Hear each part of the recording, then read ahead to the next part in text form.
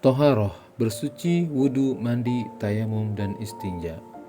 Toharoh berarti bersih atau nadofah, suci atau nazahah, terbebas atau khulus dari kotoran atau danas, seperti tersebut dalam surat Al-Baqarah ayat 222.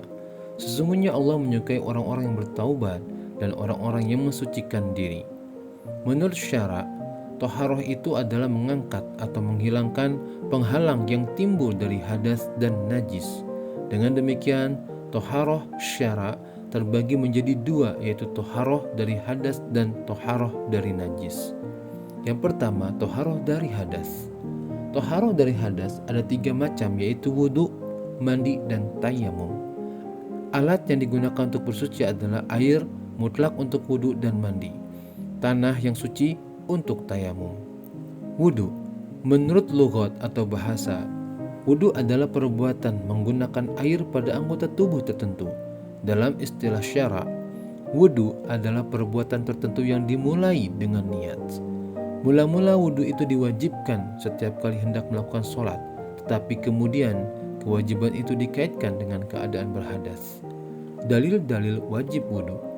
Ayat Al-Quran surat Al-Ma'idah ayat 6 yang artinya, hai orang-orang yang beriman, apabila kamu hendak melakukan sholat, maka basuhlah mukamu dan tanganmu sampai dengan siku, dan sapulah kepalamu, dan basuh kakimu sampai dengan kedua mata kaki.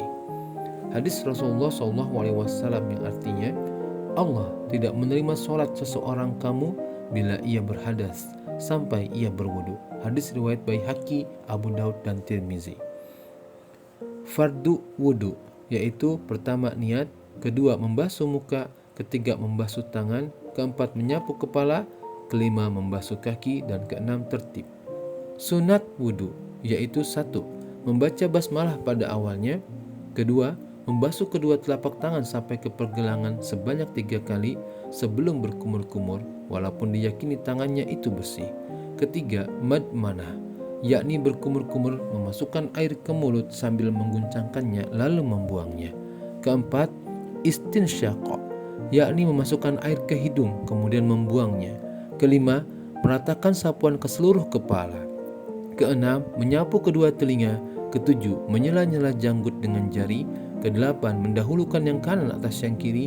Kesembilan, melakukan perbuatan bersuci itu 3 kali. Kesepuluh, mualah, yakni melakukan perbuatan tersebut secara beruntun. Ke-11, menghadap kiblat. Ke-12, menggosok-gosok anggota wudu khususnya bagian tumit. Dan ke-13, menggunakan air dengan hemat.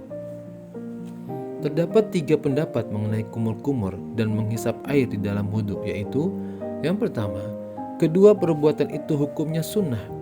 Ini merupakan pendapat Imam Malik, Asy-Syafi'i, dan Abu Hanifah. Kemudian yang kedua, keduanya fardu di dalam wudu, dan ini perkataan Ibnu Abu Layla dan kelompok murid Abu Daud. Ketiga, menghisap air adalah fardu dan berkumur-kumur adalah sunnah. Ini adalah pendapat Abu Thawr, Abu Ubadah, dan sekelompok ahli zahir. Dalam wudu terdapat niat. Ada beberapa pendapat mengenainya.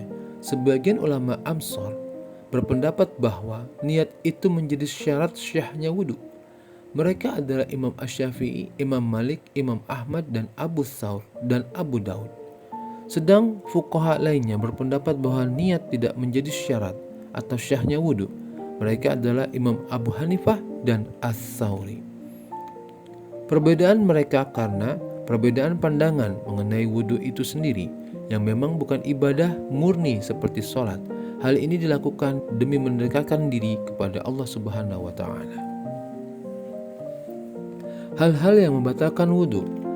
Pertama, keluar sesuatu dari kubul atau dubur berupa apapun, benda padat atau cair, angin, terkecuali maninya sendiri, baik yang biasa maupun tidak, keluar sendirinya atau keluar daripadanya.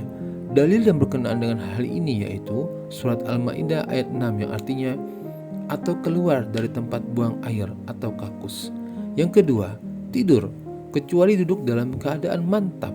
Tidur merupakan kegiatan yang tidak kita sadari, maka lebih baik berwudu lagi karena dikhawatirkan pada saat tidur Biasanya dari duburnya akan keluar sesuatu tanpa ia sadari. Yang ketiga, hilang akal dengan sebab gila, mabuk atau lainnya.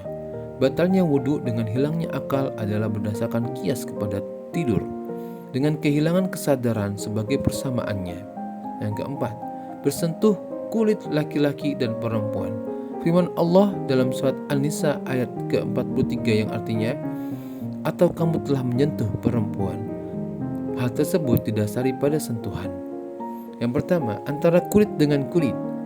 Yang kedua, laki-laki dan perempuan yang telah mencapai usia syahwat. Yang ketiga, di antara mereka tidak ada hubungan mahram. Dan yang keempat, sentuhan langsung tanpa alas atau penghalang. Yang kelima, menyentuh kemaluan manusia dengan perut atau telapak tangan tanpa alas.